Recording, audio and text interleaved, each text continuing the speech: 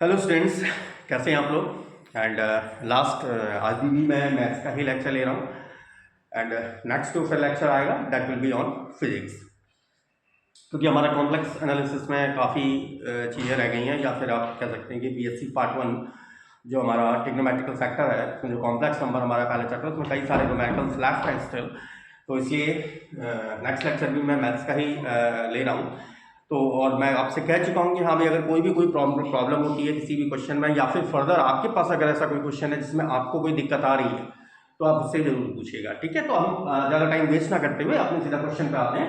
तो मेरे पास जो नेक्स्ट क्वेश्चन हमसे क्या कह रहा है, if Z1, Z2, Z3 are the vertex ABC of a isosceles triangle, isosceles right triangle ABC। isosceles right triangle का मतलब तो आपको पता होगा, मतलब एक ऐसा राइट ट्रायंगल जिसकी दो साइड्स इक्वल होती हैं, और आपको पता है वो दो साइड्स कौन सी हो सकती है, एक हाइट और एक बेस, क्योंकि हाइपोटेनियस किसी के भी इक्वल नहीं हो सकता, क्योंकि हाइपोटेनियस का स्क्वायर आपको पता है राइट ट्रायंगल में क्या रहता है, हमारा बेस का स्क्वायर प्लस हाइट का स्क्वायर। इसका मतलब डेफिनेट है कि हाइट और बेस मेरा इक्वल है विद राइट एंगल एट सी। मतलब जो राइट एंगल वैल्यू है जहां पर 90 का एंगल बना हुआ है वो सी पर है, देन वेरीफाई दिस। तो काफी सिंपल सा सॉल्यूशन है जैसा हम अभी तक करते हुए आए हैं। हम मान ले रहे हैं कि हमारे पास एक राइट ट्रायंगल, इस तरह से हमने कंसीडर कर लिया एक राइट ट्रायंगल। मान लीजिए ये ए है, that is B, and right angle at C जो आपको दिया गया है। और इनके वर्टेक्स क्या दिए हैं, ए का वर्टेक्स आपको दिया हुआ है Z1,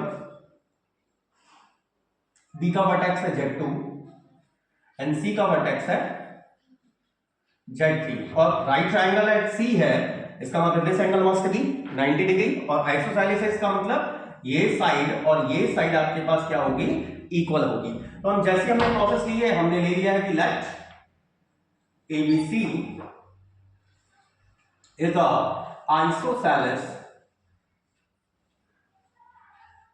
right triangle। मैंने R ट्रायंगल करके लिख दिया है, right triangle with right angle at C, right angle at C. तो राइट एंगल एट सी है, इसका मतलब आपके पास एक तो कंडीशन क्या है, दिस इंप्लाइज दैट सी ए, एक तो मेरे पास सी बी, क्योंकि दो साइड्स इसकी इक्वल है, आइसोसेलेस है। सेकंड, जो एंगल BCA या फिर ACB आप कहें तो इसकी वैल्यू एंगल कितना है, 90 degree. Angle BCA that is π/2। तो यहां पर जो मैंने आपको इससे लास्ट क्वेश्चन में भी आपको एक चीज इंडिकेट करी थी कि एंगल BCA इक्वल्स टू π/2 है, इसका मतलब ये लाइन और ये लाइन, इनके बीच का एंगल 90 डिग्री है। तो आपको पता है कि हम कॉम्प्लेक्स नंबर के केस में जब भी हम किसी एंगल को इंडिकेट करते हैं दैट विल रिप्रेजेंट आर्गुमेंट, वो हमें क्या दिखाता है, आर्गुमेंट दिखाता है। तो हम यहां पर क्या लिख सकते हैं, सो वी कैन राइट, आप किस तरह से लिख सकते हैं, argument that is CA by CB that should be π/2। Argument जो CA by CB होगा डेफिनेटली इसकी वैल्यू कितनी होगी, π/2। और इसमें देखिए कंफ्यूज मत होना, कई बार स्टूडेंट्स को ये पूछते हैं सर आपने पहले CA ही क्यों लिया, उसके नीचे डिनोमिनेटर में CB क्यों लिया।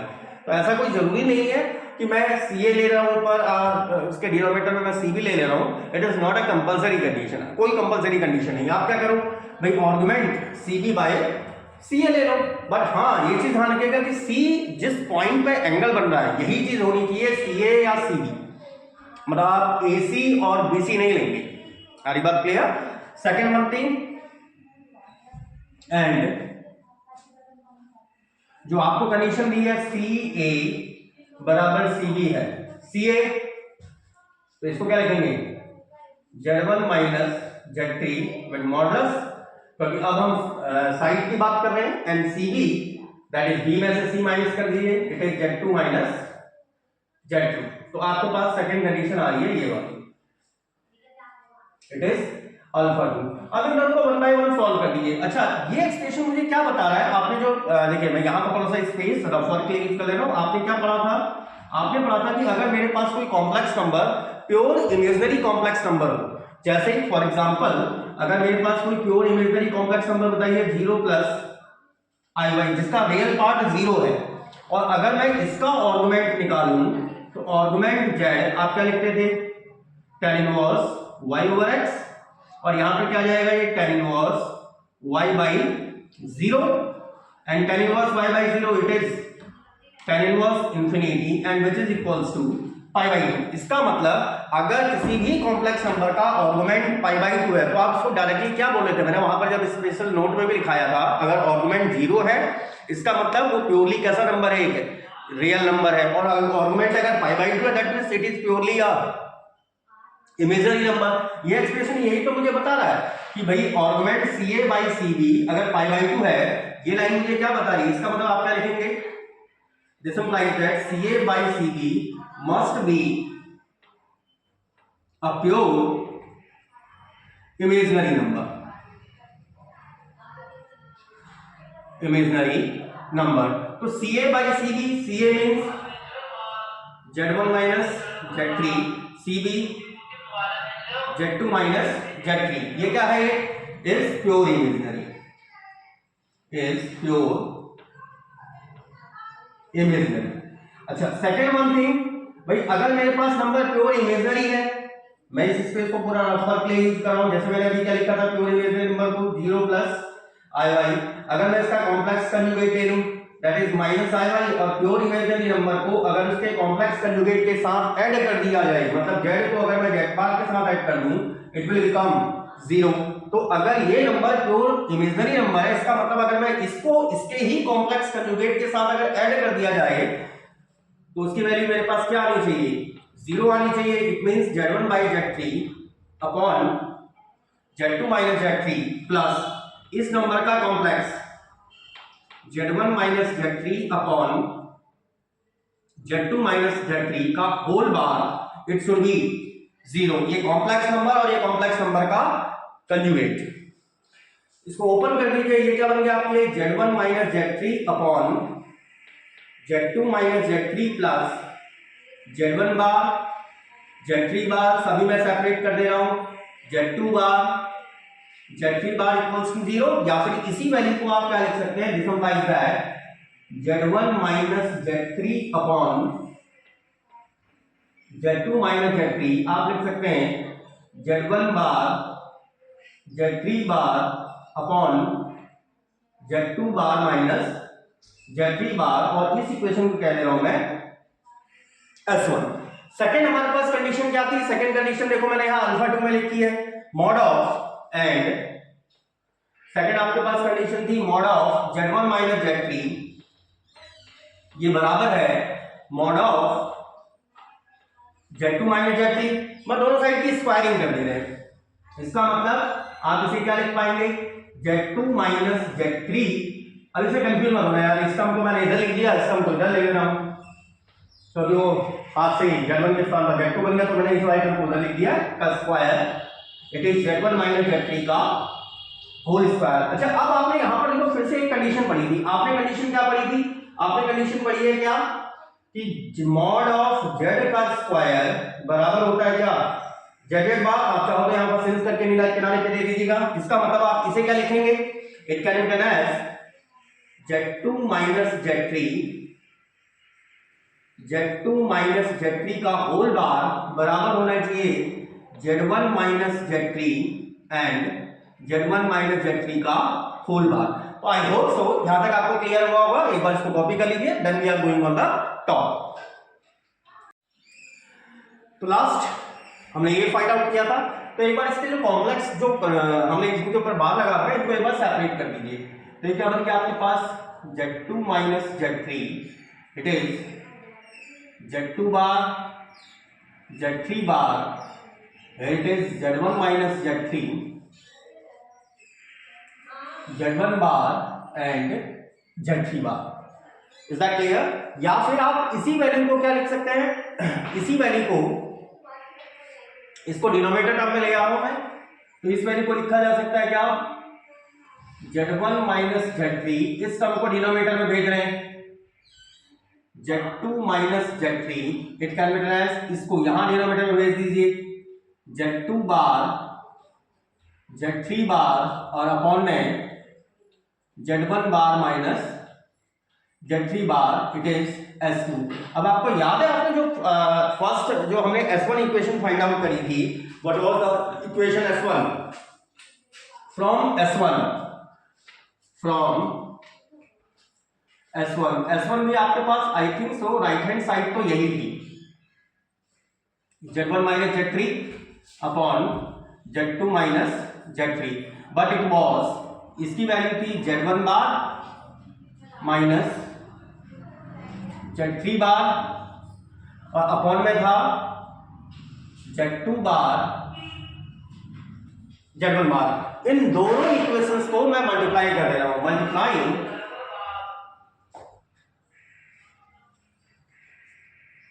S1 and S2। मल्टीप्लाई करिए, यहां पर देखो आपके पास कंडीशन क्या बनी, हेयर Z1 माइनस Z3 का square upon Z2 minus Z3 का होल स्क्वायर। और यहां अगर आप मल्टीप्लाई करोगे तो देखो Z2 माइनस Z3 का बार Z2 माइनस Z3 बार ये कैंसिल करेगा, ये टर्म इसको कैंसिल कर देगा, देन दैट विल बी -1। तो मल्टीप्लाई करने पर हमारी ये वैल्यू तो कैंसिल हो गई, तो इसका मतलब आप इसे क्या लिख सकते हैं, it can be written as Z1 minus Z3 का whole square it will be minus Z2 minus Z3 का होल स्क्वायर।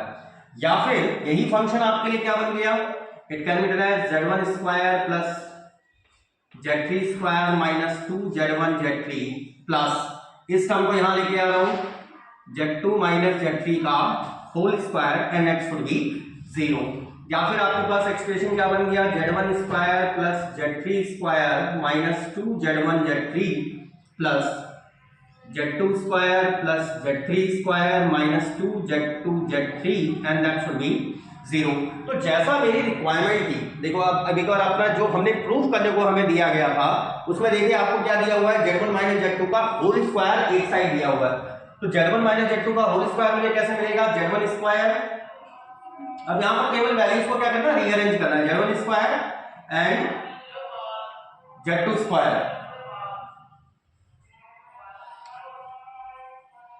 प्लस भाई Z1 माइनस Z2 का स्क्वायर चाहिए तो Z1 square plus Z2 square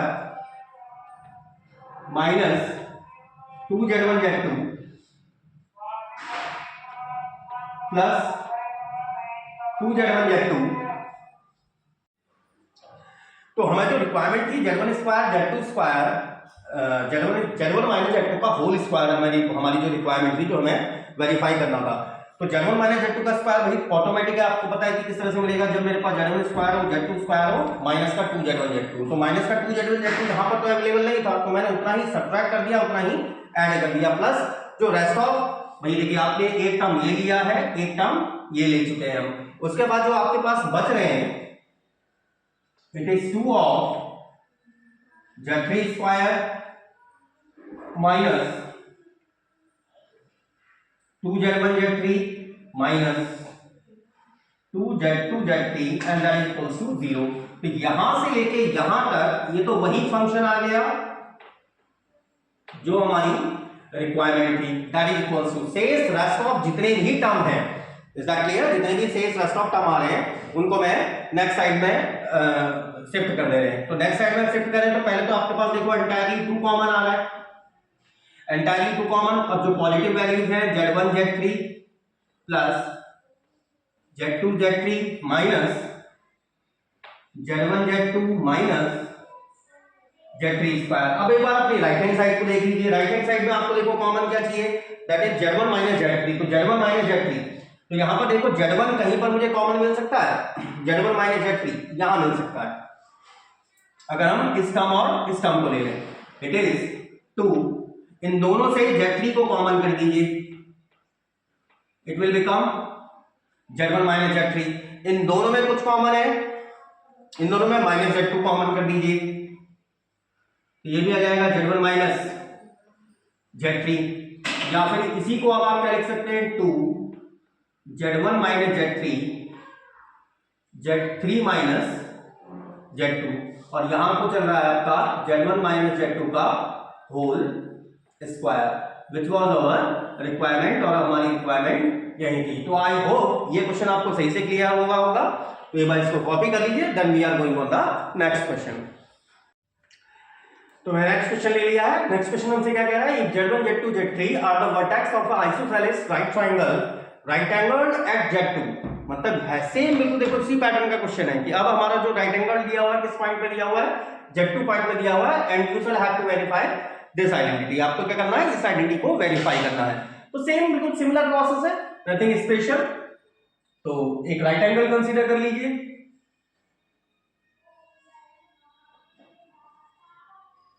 हमारे राइट एंगल हमारा ए right triangle ABC है। अब यहां पर एबीसी तो कोई भी नाम ले जा सकता है, आपको बस राइट एंगल ध्यान रखना है। राइट एंगल आपका किस पर है, Z2, इसको मान लीजिए Z1 है एंड ये Z3 है। आइसोसेलेस है, इसका मतलब ये साइड और ये साइड डेफिनेटली इक्वल होगा and this one is 90 degree. तो if triangle ABC is a isosceles right triangle, then हमारी कंडीशन के अनुसार आपके पास कंडीशन क्या होनी चाहिए, एक तो BA बराबर BC होना चाहिए। पहली कंडीशन तो क्या कि BA मेरा BC के बराबर हो। सेकंड, ये जो एंगल है दिस एंगल B, और मैंने आपको बताया भी था BC बाई BA ले लो या फिर BA बाई BC ले लीजिए, मर्जी है आपकी। इसका मतलब argument BA by BC definitely π/2 है। और अभी मैंने इससे देखो लास्ट वाले क्वेश्चन में ही आपको समझाया था कि अगर किसी भी कॉम्प्लेक्स नंबर का आर्गुमेंट अगर हमारे पास π/2 आ रहा है, तो π/2 कहने का मतलब होता है कि वो कॉम्प्लेक्स नंबर मेरा कैसा नंबर है, प्योर इमेजिनरी नंबर है। तो ये मेरे पास जो यहां पर इसको मान ले रहा हूं मैं α1, इसको कह दे रहा हूं α2। From α2 we can say that, क्या कह सकते हैं हम इसे, BA by BC is a pure imaginary number। ये प्योर इमेजिनरी नंबर है। तो प्योर इमेजिनरी नंबर है, इसका मतलब that is BA Z1 minus Z2 upon BC Z3 minus Z2 is imaginary. और अगर कोई नंबर प्योर इमेजिनरी है तो उस नंबर को उसके ही कॉम्प्लेक्स कंजुगेट के साथ समीशन करने पर या उस नंबर को उसी के कॉम्प्लेक्स कंजुगेट के साथ ऐड करने पर मुझे क्या मिल जाता है, वी विल फाइंड वैल्यू 0, हमें 0 मिल जाता है अगर प्योर इमेजिनरी नंबर है तो इसका मतलब आप Z1 minus Z2 upon Z3 minus Z2 को इसी के कॉम्प्लेक्स कंजुगेट के साथ Z1 minus Z2 upon Z3 minus Z2 का होल बार अगर हम ऐड कर लें तो ये वैल्यू मुझे क्या मिल जाएगी, 0। या फिर इसी को आप क्या लिख सकते हैं, Z1 minus Z2 upon Z3 minus Z2 plus Z1 bar minus Z2 bar Z3 bar minus Z2 bar, it should be 0। या फिर हमारे पास नंबर आ गया Z1 minus Z2 Z3 minus Z2, it should be minus Z1 bar Z2 bar Z3 bar and Z2 bar, and it is our S1 पहली equation हमने ले ली। Second, from alpha one आपसे क्या कह रहा है, साइड BA बराबर BC है। तो BA, अब हम साइड की बात करें, that means I have to take the magnitude, मुझे मैग्नीट्यूड के टर्म्स में लेना पड़ेगा। तो BA को आप क्या लिख सकते हैं, that is Z1 minus Z2 and that is equals to Z3 minus Z2, इसकी स्क्वायरिंग कर दीजिए सिंपली। तो ये आ गया आपके पास Z1 माइनस Z2 का square, it should B modulus के अंदर बोल रहा हूं मैं, दिस इंप्लाइज दैट। अच्छा, अब मॉड ऑफ Z का स्क्वायर होता क्या है, मॉड ऑफ Z का स्क्वायर दैट इज Z बार। अभी मेरे लिए Z के स्थान पर कौन है, Z1 माइनस Z2, इसका मतलब ये एक्सप्रेशन क्या बन गया, Z1 माइनस Z2 का whole bar, and it should be Z3 minus Z2 and Z3 minus Z2 का होल बार, या फिर इसी वैल्यू को आप क्या लिख सकते हैं, Z1 माइनस Z2, बार को सेपरेट करिए, that is Z1 bar, Z2 bar, Z3 minus Z2, that is Z3 bar and Z2 बार। तो सेम वही प्रोसेस करनी है आपको, इस टर्म को मैं इसके डिनोमिनेटर में भेज दे रहा हूं, तो Z1 minus Z2 upon Z3 minus Z2, इसको आप क्या लिख सकते हैं, Z3 बार, Z2 बार और upon Z1 bar and Z2 बार, ये आ गया आपके पास S2। अब आप थोड़ा सा नोटिस करें, S1 और S2 जो आ रहे हैं, इनकी ये साइड तो एग्जैक्टली आइडेंटिकल है, और यहां पर भी देखो आइडेंटिकल तो है, बट ये ठीक अपोजिट में आ रहे हैं। जो यहां न्यूमरेटर है वो यहां का डिनोमिनेटर है, और जो यहां डिनोमिनेटर है वो यहां न्यूमरेटर में है। तो हम सीधा क्या करेंगे, मल्टीप्लाइंग S1 बाय, या S1 विद S2, मल्टीप्लाइंग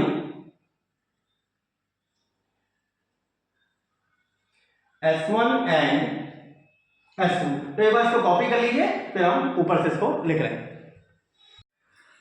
तो जब हम S1 और S2 के मल्टीप्लाई करेंगे, तो मल्टीप्लाई करके हमें क्या मिला था, ये वैल्यू, बट साथ में I think so negative sign भी था, वहां पर हमारे पास साथ में नेगेटिव साइन भी अवेलेबल था, आई थिंक सो। एक बार हम S1 और S2 को ऑब्जर्व करिए, तो से S1 और S2 एंड हाँ yes, we have a negative sign here, हमारे पास एक नेगेटिव साइन भी आ रहा है। तो हम यहाँ पर इसको क्या लिख सकते हैं, इसका मतलब इस फंक्शन को आप क्या लिख सकते हैं, Z1 माइनस Z2 का whole square, that should be minus Z3 minus Z2 का होल स्क्वायर, या फिर उस टर्म को Z1 माइनस Z2 का whole square plus Z3 minus Z2 का whole square, and that should be 0।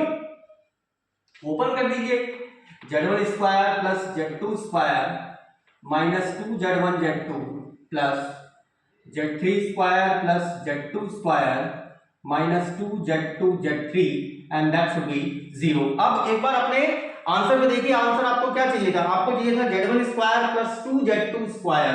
तो ठीक है, हमारा सिंपल फंक्शन बन ही रहा है, Z1 स्क्वायर प्लस Z2 के देखो दो टर्म है, 2Z2 square plus Z3 square, इन दोनों को राइट हैंड साइड में ले जाइए 2, इन दोनों में कुछ कॉमन है, कॉमन टर्म है हमारा Z2, अंदर आ जाएगा Z1 प्लस Z3, और आई थिंक सो हमें यही वेरीफाई करना होगा, दैट इज करेक्ट। तो हम we have obtained our final answer. I hope so आपको ये क्वेश्चन भी अच्छे से आया होगा। चलिए अब अपने नेक्स्ट क्वेश्चन की तरफ चलते हैं। नेक्स्ट क्वेश्चन जो है, if Z1 and Z2 be any two non zero complex number,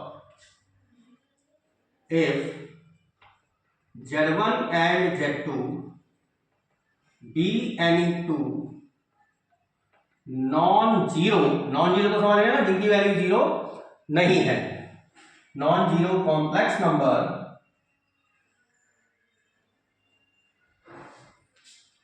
such that, आपको सच दैट करके दिया हुआ है, mod of Z1 plus Z2 बराबर है mod of Z1 plus mod of Z2। मतलब ये दो ऐसे कॉम्प्लेक्स नंबर हैं जो इस कंडीशन को सेटिस्फाई कर रहे हैं। Then you sir have to find, आपको फाइंड आउट करना है argument Z1 minus argument Z2, ये मुझे वैल्यू फाइंड आउट करनी है।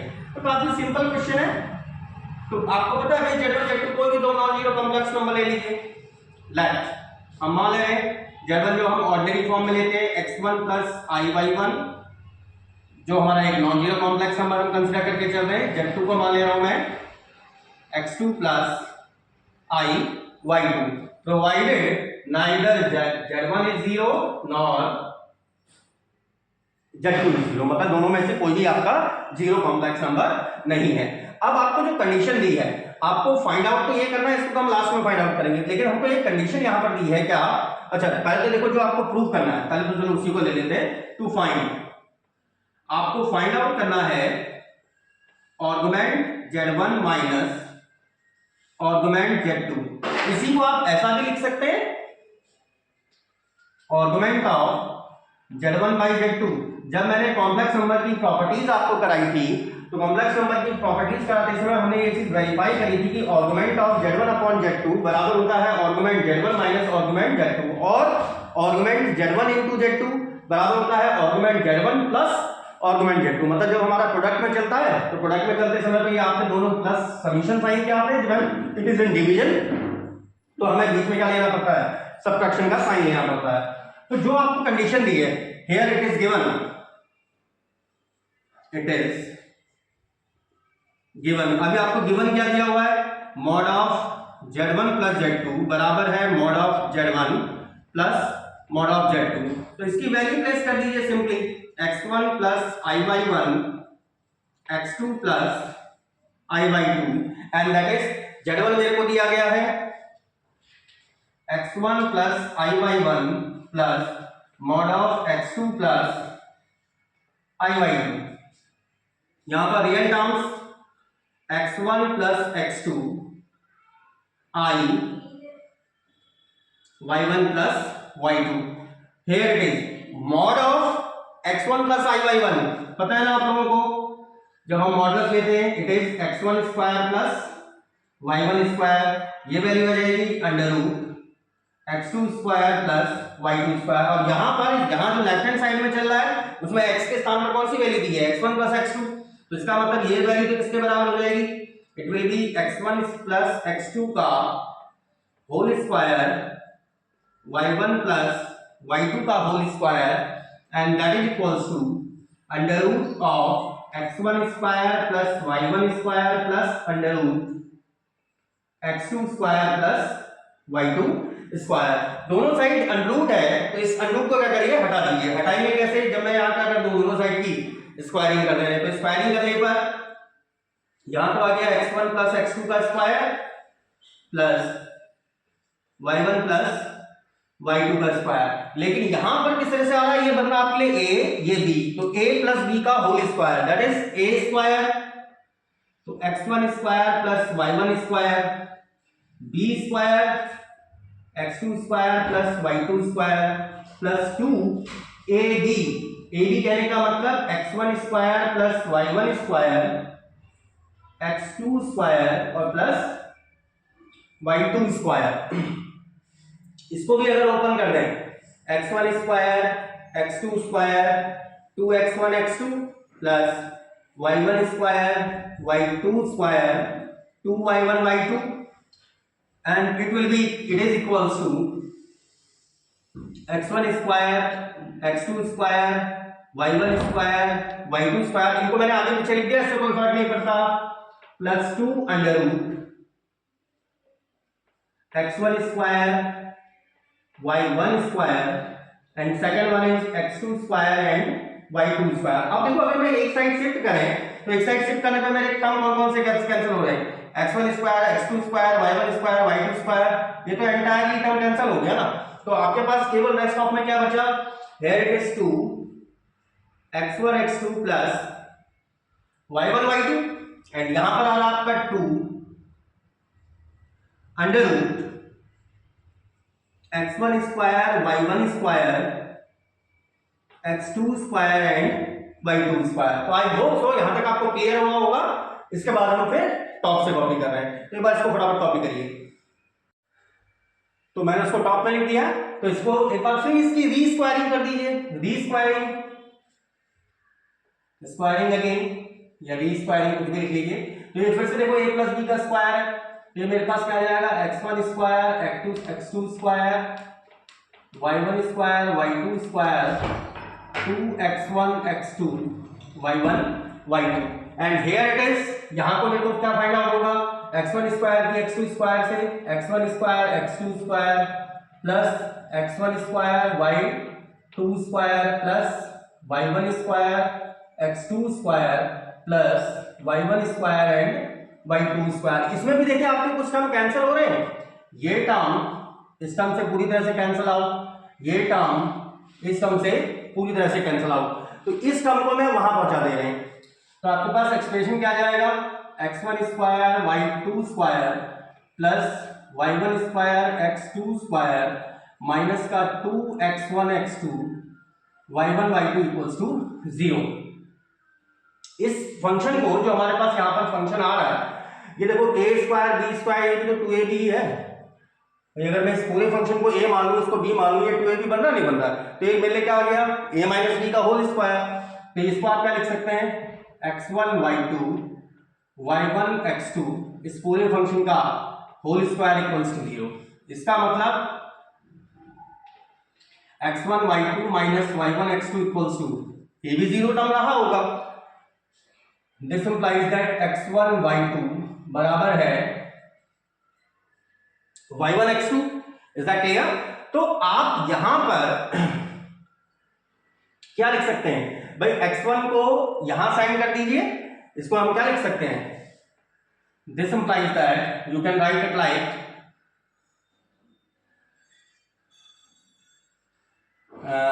किसी को भी किसी के नीचे भेज दीजिए, उससे कोई इंपैक्ट नहीं पड़ता।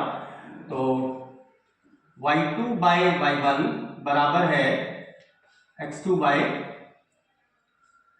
x1। ये y2 बाई y1 बराबर x2 बाई x1, और इसको मान ले रहा हूं मैं भाई, ये क्या है बेसिकली, जो मैंने आपको बताया था कॉम्प्लेक्स नंबर, जिसको आप x प्लस iy लिखते हैं, उसमें x और y दोनों ही रियल होते हैं। iy आपका इमेजनरी टर्म है, ठीक है ना, वो किसकी प्रेजेंस की वजह से आपका इमेजनरी बनता है, only due to the presence of term i की वजह से हमारा इमेजनरी बनता है। तो ये तो बिल्कुल रियल नंबर्स का रेशियो है, तो इसको आप क्या मान सकते हैं, मैं मान ले रहा हूं इससे इसके बराबर है। इसका मतलब आप y2 को k ऑफ y1 लिख सकते हैं एंड x2 को k ऑफ x1 लिख सकते हैं। सो z1, ये तो आपके पास क्या था, x1 plus iy1, and z2 ये वैल्यू किसके बराबर थी, it was x2 plus iy2। x2 मेरा किसके बराबर है, it is k of x1 plus i k of y1, it is k x1 plus iy1 which is k of z1, मतलब z2 यहां पर k टाइम्स है, k कांस्टेंट वैल्यू है which is a constant, k times of z1। सो जो मुझे find out करना था, argument z1 minus argument of z2, और स्टार्टिंग में मैंने बताया था इसकी वैल्यू क्या होती है, argument z1 by z2, it is argument z1, और ये क्या है, k of z1 which is argument of 1 upon k, और 1 अपॉन k क्या है, कांस्टेंट रियल नंबर है, ये क्या है मेरे कांस्टेंट रियल नंबर। और आप मैंने आपको बताया था अगर मेरी क्वांटिटी रियल नंबर है तो उसका आर्गुमेंट क्या हो जाता है, 0, as k is a constant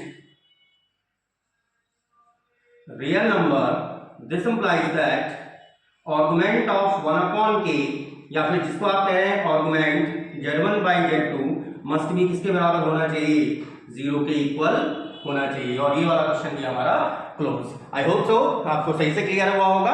तो एक बार इसको कॉपी कर लीजिए, then we are going on the next one. देखिए नेक्स्ट जो हमने क्वेश्चन लिया है, ये कई बार एग्जाम में पूछा भी गया है, और ऐसा नहीं कि पर्टिकुलर में किसी एक पर्टिकुलर यूनिवर्सिटी का नाम लेके होगा, कई नंबर ऑफ यूनिवर्सिटीज में पूछा गया है।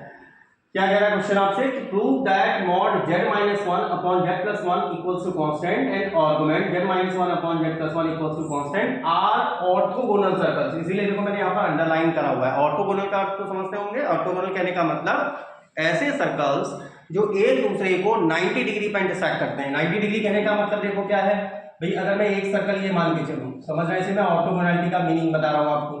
एक सर्कल मैंने ये कंसीडर किया, अब आपको दिखाई दे रहा है कि ये सर्कल इस पॉइंट पर इंटरसेक्ट कर रहे हैं, सारी बात क्लियर।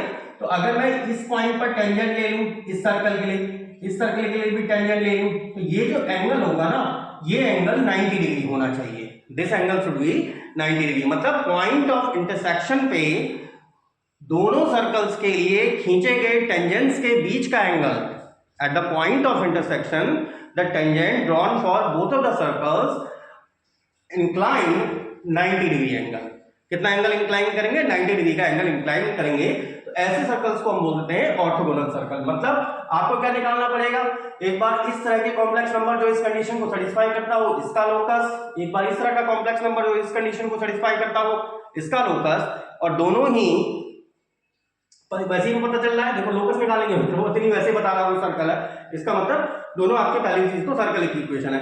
आपको केवल ये दिखाना है क्या कि इनका जो एंगल है 90 डिग्री, और कोई भी दो ऑर्थोगोनल जो सर्कल होते हैं उसके लिए कंडीशन क्या रहती है हमारे पास 2g1 g2 + 2f1 f2 = c1 + c2। चलिए पहले हम उसको कैलकुलेट करते हैं, तब आपको और प्रॉपर्ली वो चीज समझ में आ जाएगा। Solution equation of first circle आपको क्या दी गई है, फर्स्ट सर्कल की इक्वेशन दी है हमें, और ये रफ में है, इसको फेयर नहीं करना है आपको, वो केवल just to make you guys understand का कांस्टेंट है, सॉरी मैंने 0 लिख दिया, कांस्टेंट। अगर ये कांस्टेंट है, मान लीजिए कुछ है भाई लिख के, क्लियर, हमने कांस्टेंट को नाम ले दिया कुछ। सिंस आपने क्या रीड किया है, यू हैव रेड कि mod of z1 by z2 बराबर होता है mod of z1 by mod of z2। ये वही फॉर्म तो आ रही है हमारे पास, इसका मतलब आप इसे क्या लिख सकते हैं, this implies that mod of z - 1 upon mod of z + 1 equals to k, या फिर इसी को लिखा जा सकता है mod of z - 1 equals to k mod of z + 1। ये मॉडुलस लगा हुआ है।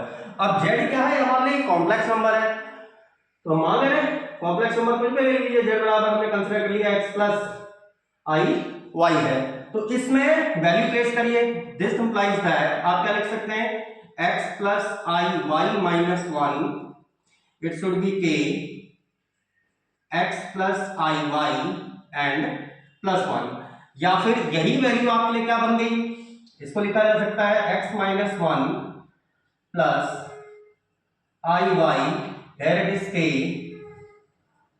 x + 1 plus iy। अब यहां पर देखो ये फिर से क्या आ रहा है, मॉडुलस ऑफ x + iy की तो फॉर्म है, बस x के स्थान पर यहाँ x - 1 है, यहाँ पर x + 1 है, तो इसके मॉडुलस को ओपन कर दीजिए और क्या लिख सकते हैं आप इसे, अंडर x - 1 का square plus y square, here it is k under x + 1 का square and it is y square. दोनों साइड स्क्वायरिंग कर दे रहे हैं ताकि हमारा जो अंडर टर्म है यहां से रिमूव हो जाए, तो इसको ओपन भी कर दीजिएगा साथ में, x² + 1 - 2x plus y square, here it is k square, ये x² + 1 प्लस 2x और प्लस y स्क्वायर। इसी वैल्यू को क्या लिख सकते हैं आप, k² x² plus k² plus 2k² x plus k² y, और यहाँ पे ये टर्म चल ही रहा है, मतलब यहाँ तो आपका x² + 1 माइनस का 2x और प्लस y स्क्वायर, ये सारे टर्म्स उठा के इधर ले आइए, और सेम फंक्शन के साथ, जैसे x² ये है, यहाँ पर x² वाला टर्म ये है, तो आपके पास एक्सप्रेशन क्या बन जाएगा, 1 - k² it is x²। y square वाले को देखो, y स्क्वायर वाले में यहां तो 1 है, -k² out of y square, 2x वाला टर्म भी है, माइनस का 2x, और यहां पर है 1 माइनस 2x हमने कॉमन ले लिया, तो 1 + k², ये टर्म को यहां ले गए, 2x मैंने कॉमन करा हुआ है, और कांस्टेंट टर्म ओनली माइनस का k² इक्वल्स टू 0, बाकी रेस्ट ऑफ टर्म तो हम ले चुके हैं, k² और साथ में 1, मतलब आप यहां पर क्या लिख सकते हैं, k² + 1 इक्वल्स टू 0, तो 1 - k² से एक बार पूरी इक्वेशन को डिवाइड कर दीजिए, it is x² plus y² minus x 2x 1 plus k² upon 1 - k² plus ये 1 - k² तो है, 1 - k² upon 1 - k² equals to 0, या फिर इसी इक्वेशन को और क्या लिखा जा सकता है, x² प्लस y² माइनस का 2x 1 plus k² 1 - k² plus 1 equals to 0। ये हमारे पहले सर्कल की इक्वेशन है S1, और आपको पता है ना, मैंने इससे पहले जब लास्ट सेशन में लिया था तो मैंने आपको सर्कल की जनरल इक्वेशन बताई थी, तो इसको जनरल इक्वेशन से कंपेयर कर दीजिए, equating this equation to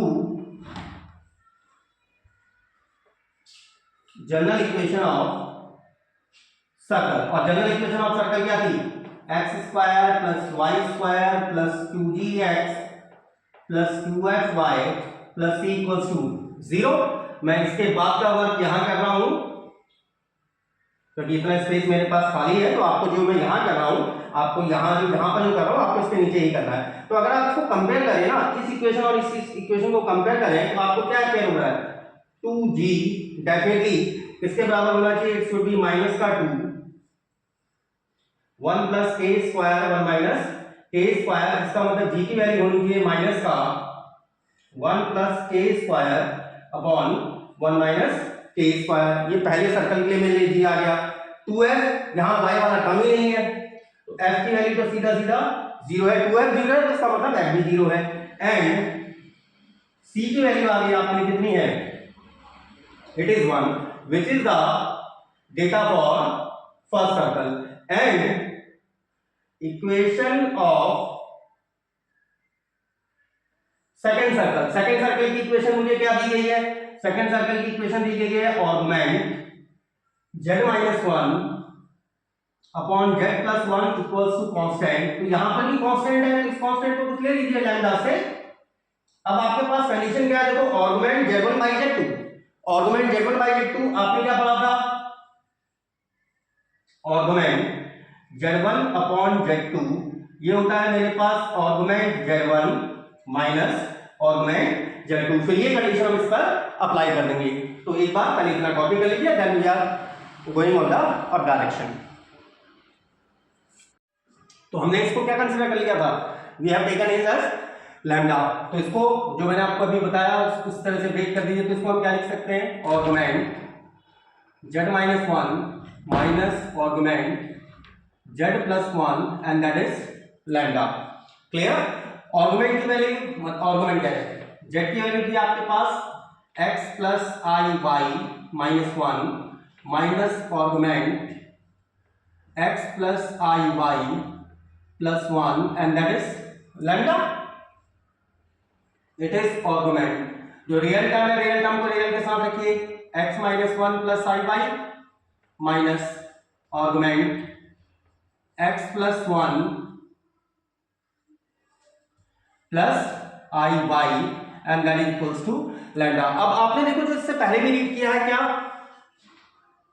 using this space for of work, अगर मेरे पास z x plus i Y है तो इसके ऑगमेंट z को आप क्या लिखते थे? Angle, that is tan inverse y over x। तो यहां पर देखो y x के स्थान पर थोड़ा सा चेंज है, तो उसको सेम वही प्रोसेस से ले लीजिए। तो ये क्या बन गया?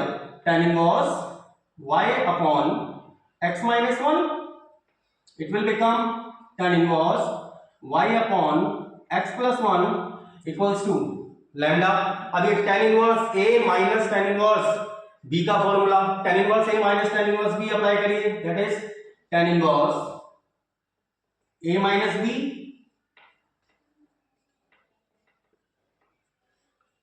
और अपॉन में 1 प्लस ए बी, इन दोनों के into, that is y square upon x minus 1 x plus 1, it is x square minus 1 and here it is lambda. इसका मतलब आप इसे कैसे लिख सकते हैं? tan इनवर्स एलसीएम करिएगा, it is x y plus y minus y x plus y। और यहां पर अगर आप थोड़ा सा नोटिस करें ना, तो यहां पर जब मैं एलसीएम लूंगा x square minus 1 x square minus 1 तो कैंसिल हो जाएगा और ये क्या बन गया आपके पास? x square minus 1 plus y square. ये जो ऊपर जाके यहां जब आप एलसीएम लेंगे तो ये टर्म इसके साथ इंक्लूड हो जाएगा, ये x स्क्वायर माइनस 1 इस x स्क्वायर माइनस 1 से cancel out and it is equals to lambda. इस tan इनवर्स को वहां भेज दीजिए। इसका मतलब आपके पास क्या आ रहा है? देखो यहां पर x y भी कैंसिल हो जा रहे हैं मेरे पास, तो ये आ गया 2y upon x square minus 1 plus y square equals to tan lambda. या फिर इसी को आप क्या लिख सकते हैं? 2y, इस tan लैम्डा को वहां भेज रहा हूं, cot lambda equals to x square plus y square and -1, या फिर इसी इक्वेशन को क्या लिख सकते हैं आप, x square plus y square minus 2y cot lambda and -1 equals to 0। ये आ गई मेरे पास सेकेंड सर्कल की इक्वेशन। इस सर्कल को भी जनरल फॉर्म से कंपेयर कर दीजिए, कंपेयरिंग विद जनरल फॉर्म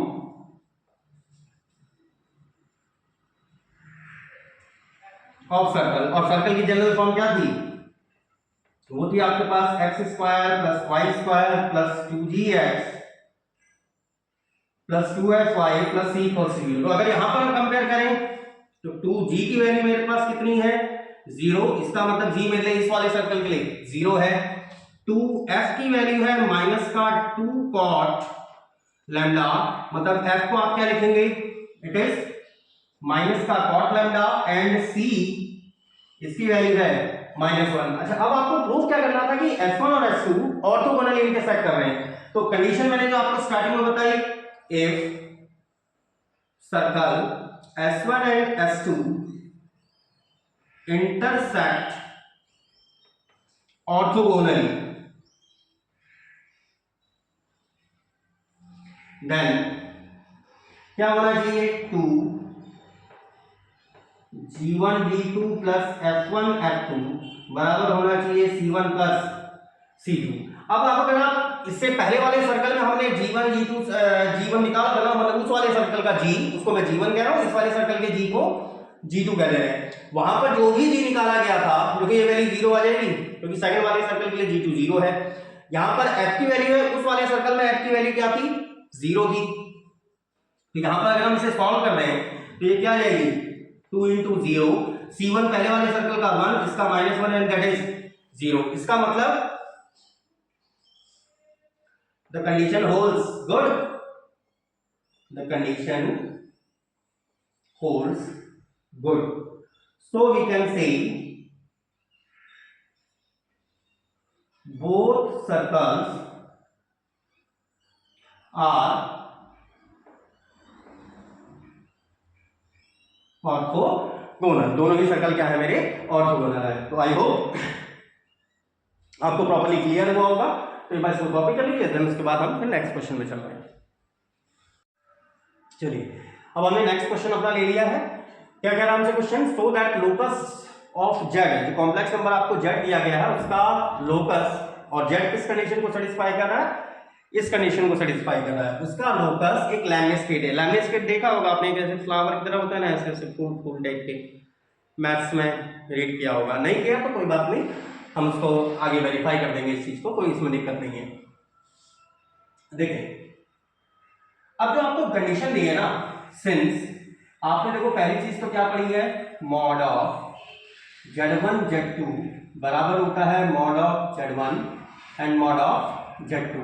ये यही तो फॉर्म भी है, ये z1 के स्थान पर, ये z2 के स्थान पर है। इसका मतलब this implies that mod of z minus a mod of z plus a, ये जो a स्क्वायर आपको दिया हुआ है, इसको आप क्या लिख सकते हैं, z square minus a square and that is equals to a square. दोनों साइड से मॉड हटाइए, और इसी इक्वेशन को आप क्या लिख सकते हैं, z square minus a square equals to a square e to the power i lambda. अब आपको अगर किसी के समझ में नहीं आया हो तो एक बार चेक करो, इसी का अगर मैं दोबारा मॉड ले लूं, मैं यहां पर केवल रफ के लिए समझा रहा हूं आप लोगों को फिर से, अगर इस फंक्शन का हम क्या ले लें, मॉड ले लें, तो मॉड लीजिए, वापस अगर मॉड लेंगे तो z square minus a square equals to mod of a square e की पावर i लैम्डा।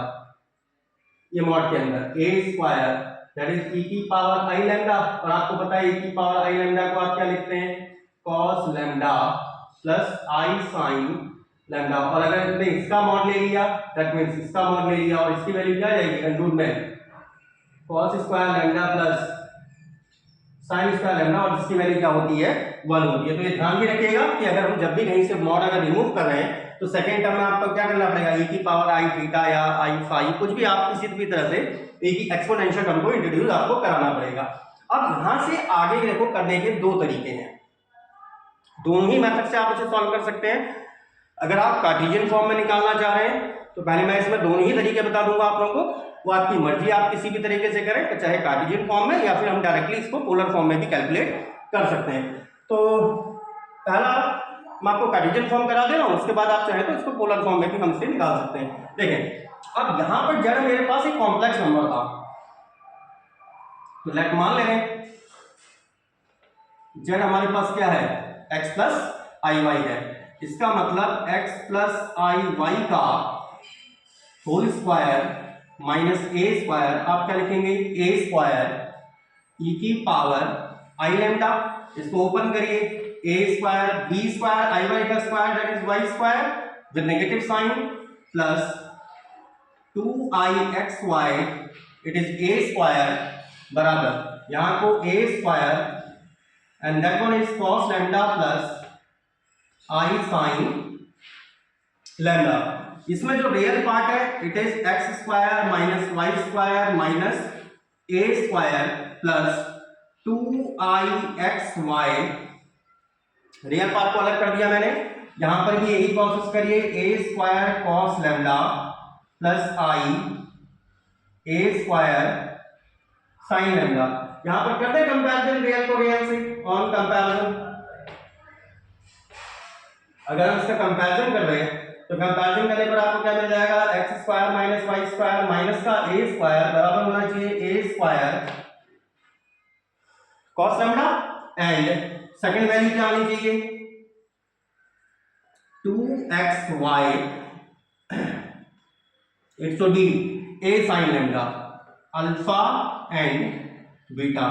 अब यहां पर भाई लैम्डा टर्म हमने इंट्रोड्यूस किया था, लैम्डा टर्म हम लोगों ने इंट्रोड्यूस किया था, तो इस लैम्डा को यहां से हटाना पड़ेगा। कैसे हटाया जा सकता है, भाई मेरे पास एक आइडेंटिटी बनती है क्या, cos square lambda plus sin square lambda की वैल्यू 1 हो जाती है, तो मैं इन दोनों की क्या कर दे रहा हूं, squaring and adding, squaring and adding. मैं आपको बता चुका हूं कि इस क्वेश्चन को मैं दो तरीके से करा दूंगा, व्हाटएवर मेथड यू लाइक, आप उस मेथड से पेपर में इसको सॉल्व कर सकते हैं।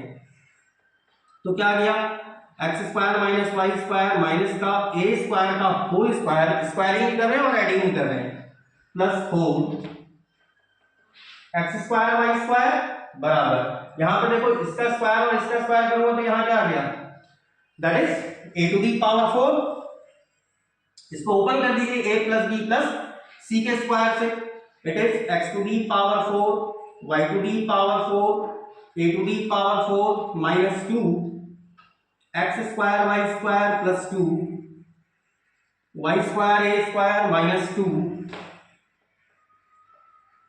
X square a square plus 4 x square y square equals to a to the power 4। जो टर्म कैंसिल हो रहे हैं, एक टर्म तो ए की पावर 4, ये हमारा क्या कर गया, कैंसिल हो गया है, जो रेस्ट ऑफ रह गए हैं x to the power 4 y to the power 4 और माइनस का 2x square y square plus का 4x स्क्वायर वाई स्क्वायर, तो इसको क्या लिख सकते हैं आप, 2x स्क्वायर वाई स्क्वायर, देखो ये माइनस के 2 है, यहाँ प्लस का 4 है, प्लस का 2 y square a square minus का 2 x square a square and that is equals to 0। ये देखो a square b square plus 2ab की फॉर्म बन गई है, मतलब आप इसे क्या लिख सकते हैं, x square plus y square का होल स्क्वायर, यहां से लेके यहां तक का टर्म, इन दोनों में 2a स्क्वायर कॉमन है आपके पास, हाँ 2a स्क्वायर हम आपका एंटायरली कॉमन है, तो आपके पास क्या आ गया, y square minus x square, और ये मेरी इक्वेशन ऑफ वाई स्क्वायर बराबर 0। तो ये मेरे पास क्या है, ये लैमिस्केट की ही इक्वेशन है but in Cartesian form, which is equation of lemniscate, which is lemniscate in Cartesian form. अब चाहे तो हम इसे पोलर फॉर्म में भी कन्वर्ट कर सकते हैं। अब मैं इसी को पहले एक बार पोलर फॉर्म में कन्वर्ट करूं तो इसको फिर उसके बाद आपको इसी का सेकंड मेथड भी हम इंडिकेट करेंगे। तो इतना कॉपी कर लीजिए, कार्टेशियन फॉर्म में तो हमारा आ गया, इसको पोलर फॉर्म में कन्वर्ट कर दे रहे हैं। तो हमारा कार्टेशियन फॉर्म में तो आ गया था, अगर हम चाहे तो इसको पोलर फॉर्म में भी कन्वर्ट कर सकते हैं। इन पोलर फॉर्म पोलर फॉर्म में आपने क्या पढ़ा है, एक्स को आप क्या लिखते हैं, आर कॉस थीटा, y को r साइन थीटा, क्योंकि हम x जो z हमारा कॉम्प्लेक्स नंबर होता है उसको x प्लस आई वाई या फिर r e की पावर आई थीटा करके लिख रहे थे, तो आप उसको इस तरह से भी कन्वर्ट कर सकते हैं। तो इसको कन्वर्ट कर दीजिए, तो ये क्या बन गया, that is r square cos square theta plus r square sine square theta और इस पूरे फंक्शन का whole square plus 2a square, y square मतलब r square sine square theta minus r square and cos square theta and that should be 0।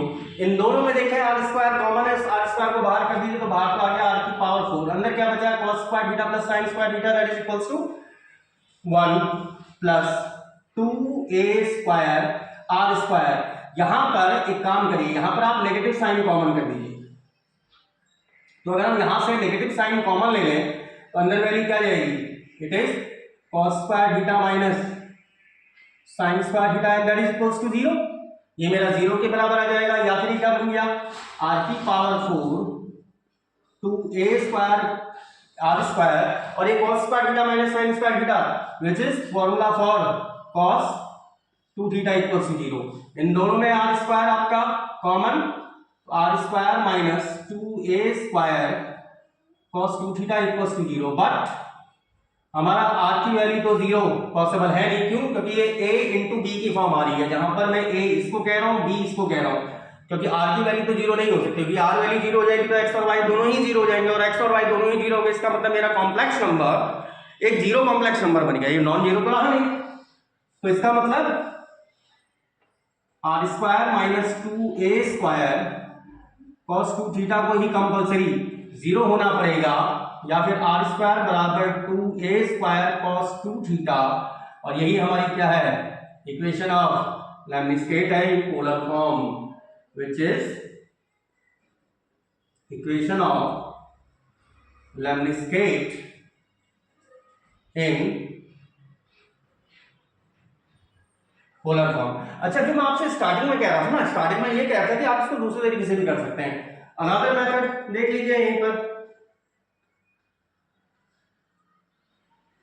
Since आपको condition क्या दी थी, condition मुझे दी थी mod of z minus a z plus a बराबर a square. इस function को आप क्या लिख रहे थे, it is z square minus a square which is a square. यहां से अगर हम मॉडुलस यहां से रिमूव कर दें तो मॉडुलस रिमूव करने पर क्या आ गया था, z square minus a square should be A square into the power i lambda. यहीं पर से स्टार्टिंग से ही आप क्या कर रहे हो, उसको पोलर फॉर्म में कन्वर्ट कर लीजिए। पोलर फॉर्म में कन्वर्ट करने का मतलब यहां पर आप मान लीजिए लेट z बराबर r e की पावर आई थीटा है। दिस इंप्लाइज दैट ये इक्वेशन है, इक्वेशन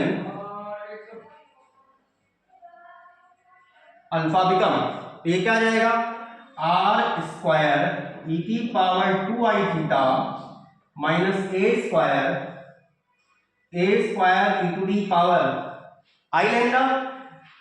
रियल और इमेजिनरी पार्ट को हम से ब्रेक कर सकते हैं, इजीली इसको ब्रेक किया जा सकता है, तो इसको रियल और इमेजिनरी पार्ट में ब्रेक कर लो।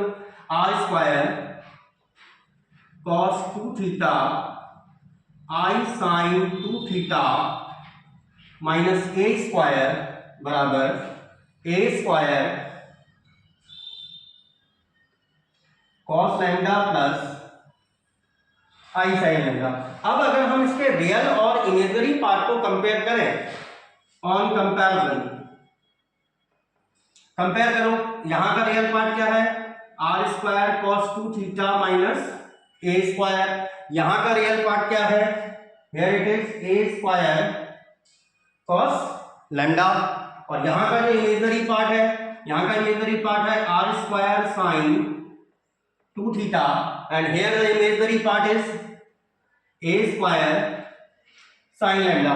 यहीं पर स्क्वायरिंग एंड एडिंग कर दीजिए दोबारा,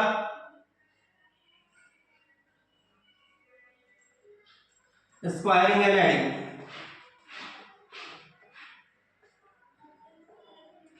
करिए, स्क्वायरिंग करिए, तो r to the power 4 cos square 2 theta plus a to the power 4 minus 2a square cos 2 theta plus r to the power 4 साइन स्क्वायर 2 theta, here it is a to the power 4, यहां से देखो a to the power 4 का term a to the power 4 से cancel out, इस term और इस टर्म में r की पावर 4 कॉमन है, ये वाला टर्म और इस टर्म में अंदर क्या आ जाएगा cos square 2 theta plus sin square 2 theta that is equals to 1 minus, और यहां पर एक टर्म और आ रहा है सॉरी r स्क्वायर, यहां पर आ गया 2a square r square cos 2 theta equals to 0। यहां से आप क्या कर सकते हो, यहां से r स्क्वायर अगेन कॉमन कर दीजिए, it is r square minus 2a square cos 2 theta equals to 0, but जो मैंने अभी आपको बताया था r can not be 0, this implies that r square equals to 2a square cos theta, और जो मेरी क्या है अगेन वही इक्वेशन आ गई है हमारे पास जो हमने जब उसको पहले किसमें कन्वर्ट किया था कार्टेशियन फॉर्म में, उसके बाद हमने उसको पोलर फॉर्म में कन्वर्ट किया, तो आप उसको डायरेक्टली भी किस तरह से ले सकते थे, डायरेक्टली हम उसको पोलर फॉर्म में ले सकते थे। तो एक बार इसको कॉपी कर लीजिए, तो कॉपी आपने कर लिया होगा। चलिए आज के लिए सफिशिएंट है, और अब मैं नेक्स्ट लेक्चर फिजिक्स पे लेंगे हम, और प्रॉपर्ली पढ़िए भाई, मैं बार बार आप लोगों से कहता हूँ प्रॉपर्ली पढ़िए। अगर वीडियोस अच्छी लग रही हैं, आप लोगों के समझ में आ रहा है तो मुझे कमेंट करिए और चैनल सब्सक्राइब भी करें भाई। और कोई भी अगर कन्फ्यूजन होता है, देखिए ऐसा मैं ये नहीं कह रहा कि जो सवाल मैं आपको करा रहा हूँ आप एग्जैक्टली वही सवालों उन सवालों को तो करें, डेफिनेटली उन पर प्रैक्टिस करें, बट अगर आपके पास ऐसा कोई क्वेश्चन है जो आपको कंफ्यूज कर रहा है तो आप मुझे उसे कमेंट सेक्शन के थ्रू पूछ सकते हैं। Till then have a good day and मजे करिए, आनंद लीजिए और खूब पढ़ाई करिए। बाय।